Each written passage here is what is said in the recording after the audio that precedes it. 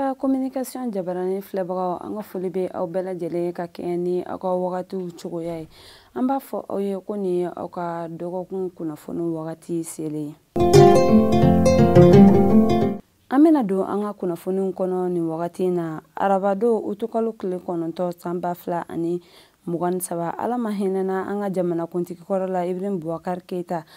Ale ka wagati la maa min tun ye assemblée président ye ni o ye Isaac Sidibe ye fo ka taga se Mamutu Ture ma ni bɛɛ lajɛlen b'a dɔn Bavier la ni ale tun ye assemblée waribon marabaga ye. A yirala ko u bɛ fanga tigilamɔgɔw ka bolo kan ka sababuya kɛ ko u ye dankari kɛ faso ka nafolomafɛn dɔw la.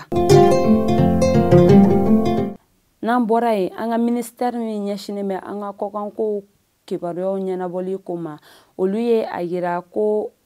Faransi jamana ɲɛmɔgɔ ye hakilina min ta ka ɲɛsin Mali ma ko nin kɛra balinakoba ye u la ka sababuya kɛ min ye Faransi jamana ɲɛmɔgɔ ye u ye a yira ko Mali jamana ɲɛmɔgɔ tɛ ka se ka lakana sabati u ka jamana kɔnɔna la. U ko o fɛnɛ kɔfɛ min yɛrɛ fɛnɛ balila u la ko Faransi ɲɛmɔgɔ y'a yira ko min ye u ka visa ye ko u bɛ a tigɛ o ni Mali cɛ. O hukumu kɔnɔ min ye an ka ɲɛmɔgɔ fɛnɛ ye olu fɛnɛ ye a yira an ka consulat min an ka lasigiden min bɛ Faransi dugukolo kan ko Mali visa kana di Faransi jamanaden si ma fo ni yamaruya dira tuma min na. N'an bɔra yen an bɛ taa Segu n'an sera Segu an bɛ taa Office du Niger la. Office du Niger sɛnɛkɛlaw ye a yira ko u ka ɲɛmaa kɔrɔ min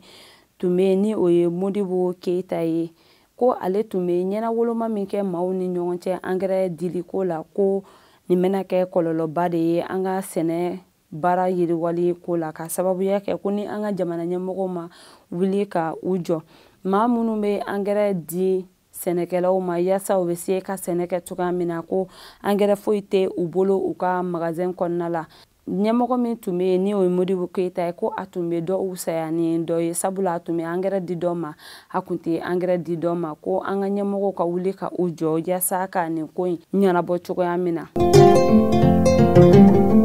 N'an bɔra an bɛ taa Gawo CEDEAO kɛlen bɛ ka ɲangili wale min ta ka ɲɛsin Niger dugukolo ma a yirala ko nin bɛ se ka na ni kɔlɔlɔba ye ka ɲɛsin Gawukaw ma ka sababuya kɛ bɛɛ lajɛlen bɛ a kalama ko Gawo ni Bamakɔ ni ɲɔgɔn cɛ n'i ko k'i bɛ wuli ka na sanni feere kɛ ko a ko ka gɛlɛn ka sababuya kɛ siraw man ɲi siraw tiɲɛnen don wa o fana kɔfɛ min ye lakana ye o sabatilen tɛ a siraw kan kosɛbɛ. O hukumu de kɔnɔna la min ye Gawukaw ye olu bɛ u ka sanni feerew kɛ Algérie ani Niger dugukolo kan nka CEDEAO kɛlen filɛ ka ɲangili wale min ta ka ɲɛsin Niger dugukolo ma yala sanni feere min bɛ Niger ni Gawo ni ɲɔgɔn cɛ o bɛna se ka sinsin hali bi wa. N'an bɔra yen an bɛ taa an ka finitigilakaw ka gunnanko kan ni o ye douaniers ye kɛrɛnkɛrɛnnenya inspecteur général Amadu Konate ni a ka cɛdenw Bamakɔ kɔnɔna la olu ye tɛgɛ kɛ ɲɛnaminimafɛn kilo 167 la n'an b'a fɔ ma ko chanvre indien ani boulette de cocaïne 40 ɲɔgɔn u ye tɛgɛ kɛ o la.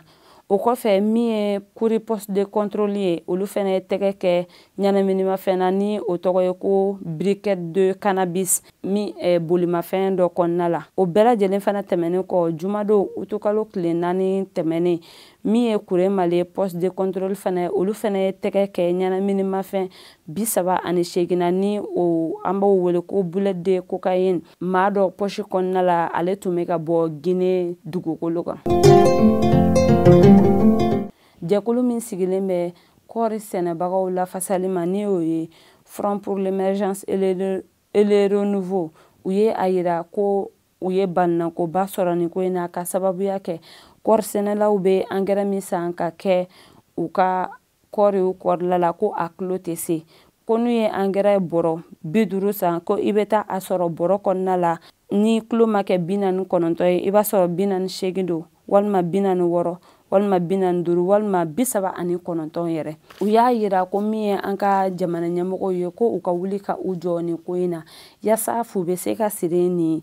ko in dan na cogoya min na ani u ye a yira ko maa minnu fana bɛ yen ni u kɛlen bɛ ka engrais san ka bila u ka magasin kɔnɔna la yaasa k'a kɛ u ka kɔɔri kɔrɔ ko yanni u k'a kɛ u ka kɔɔri kɔrɔla la ko u ka a peser ka a lajɛ n'a sɔrɔ ni a kilo selendu. Alamsado utukalo kile saba san 2027 minisiri ɲɛsinin bɛ sɛnɛ yiriwali ma ni o ye Lassine Dembele ye. Ale ni maa caman wulila ka u kunda Bugunikaw, Sikaso, Kucala, Fana. O maa ninnu dɔw yɛrɛ la min ye CMDT o ɲɛmɔgɔ tun b'a la fo ka taga se APCAM ɲɛmɔgɔ ni o ye Nango Dembele olu fana tun bɛ a la. U ka nin wulili in tɛ dɔwɛrɛ ye yaasa min ye sɛnɛkɛlaw ye ni o ye kɔɔri sɛnɛbagaw ye u ni minisiri bɛ se ka ɲɔgɔn kuma ɲɔgɔnya cogoya min na u ka se ka ɲɔgɔn lakodɔn ani kɔɔri sɛnɛbagaw bɛ u ka angɛrɛw ta yɔrɔ min na gɛlɛya min bɛ u kan u ka sɛnɛkɛfɛnw sɔrɔli la u bɛ se cogoya min na ka fura sɔrɔ u la ani minisiri ka laseli fɛnɛ kɔnɔna la a ye tiɲɛ yɛrɛ la ale ye u ka baara min ye nin diyara ale ye kosɛbɛ wa ko a b'a dɔn fɛnɛ min ye an ka jamana ɲɛmɔgɔ ye ne ye Colonel Assimi Goïta ye ko a bɛ diya a fɛnɛ ye wa a y'a yira kɔɔri sɛnɛbagaw la fɛnɛ ko min ye an ka jamanakuntigi ye ne ye Colonel Assimi Goïta ye k'a kɛlen bɛ ka u kɔkɔrɔmadon kosɛbɛ kɛrɛnkɛrɛnnenya la maa minnu bɛ yen nɔ san tɛmɛnen na ni u ka sɛnɛfɛnw n'u ka kɔɔriw tiɲɛna tɔnw fɛ ko u bɛna u ka wariw lasegin u ma. N'an bɔra yen an bɛ taa kɔntɔrɔni sɛnɛyɔrɔ la. Tɛnɛn tɛmɛnen min ye Sobon baarakɛla dɔ ye ale bɔnɛna ani na kɔntɔrɔni sɛnɛyɔrɔ la moto taxitigi dɔ fɛ k'a sababuya kɛ ale zera juin na nka Ala y'a kɛ ale ma se ka sebaya sɔrɔ wa ale ka wari kasabi min taara a ko dafɛ o bɛ t'i jɔ 5000 ɲɔgɔnna la. A kɛlen ka ni baarakɛla in bɔnɛ a nin na a y'a ɲini ko a bɛ boli nka maaw ye tɛgɛ kɛ a la ka a di an ka finitigilakaw ma ni wagati in na a bɛ an ka finitigilakaw ka bolo ka yaasa ka ɲininkaliw tingɔ a la. N'an bɔra yen min ye an ka mobiliba bolibagaw ka jɛkulu ye n'an k'o ma ko Conseil malien des transporteurs routiers olu ni u ka ɲɛmɔgɔ ye damakasi sɛbɛn don Maliki B. Jalo kan ni ale ye vice-président ye Fédération générale des transporteurs routiers agréés du Mali la ka sababuya kɛ ko lasigi dɔ senfɛ avril kalo tile 23 san 2023 ko nin jɛkulu ninnu kɛlen bɛ ka wari kasabi dɔ ŋanamu.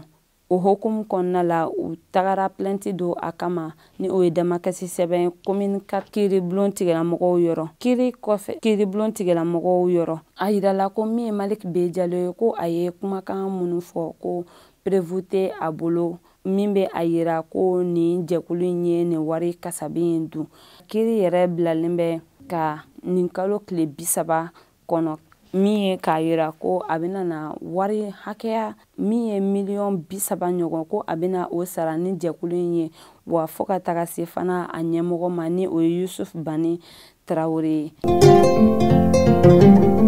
Utukalo tile 2 tɛmɛnen min ye Sikaso premier arrondissement ye olu ye tɛgɛ kɛ binganikɛla maa 2 ɲɔgɔnna ka sababuya kɛ u ye muso dɔ bɔnɛ a nin na a bolofɛn nɔfɛ wa tɛgɛ kɛlen u la u ma u dalacɛ a la u ye a yira ko awɔ olu de ye ni muso in bɔnɛ a nin na. Utukalo tile 7 san 2023 u ye u bila ka taga kiiribulon tigilamɔgɔw ɲɛkɔrɔ nin wagati in na u bɛ fanga ka bolo kan. Nin bɛ dan sigi an ka bi kunnafoniw na ni Ala ma baasi kɛ aw ni ne na kari wɛrɛ an bɛ ɲɔgɔn sɔrɔ yan ka kunnafoni di aw ma ladiriya la. Shukran.